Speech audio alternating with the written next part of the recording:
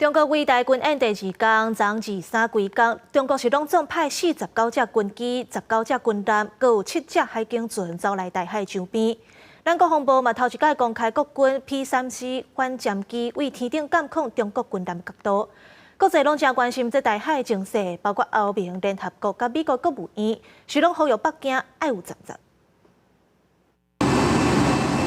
中国宣布为台军演第2天，讲演习重点是检验联合大权、要挟监控能力。也咱国防部第一摆公开国军 P-34反舰机伫空中监控侪只强舰的视角，并且公布5月23归工有49座强机、19座强舰、甲7座海警船伫台海四边活动。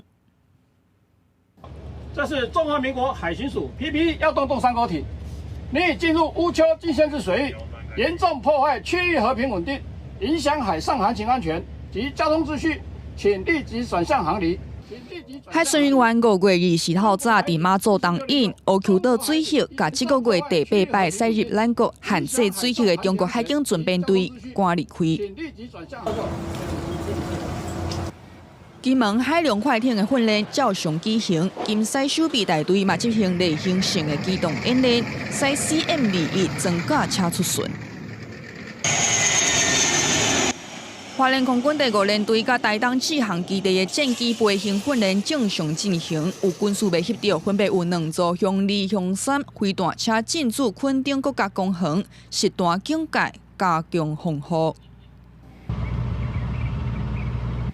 中国军演和台海局势引起国际高度关注。欧盟发出声明，强调反对任何用武力或是威逼方式改变现况的行动。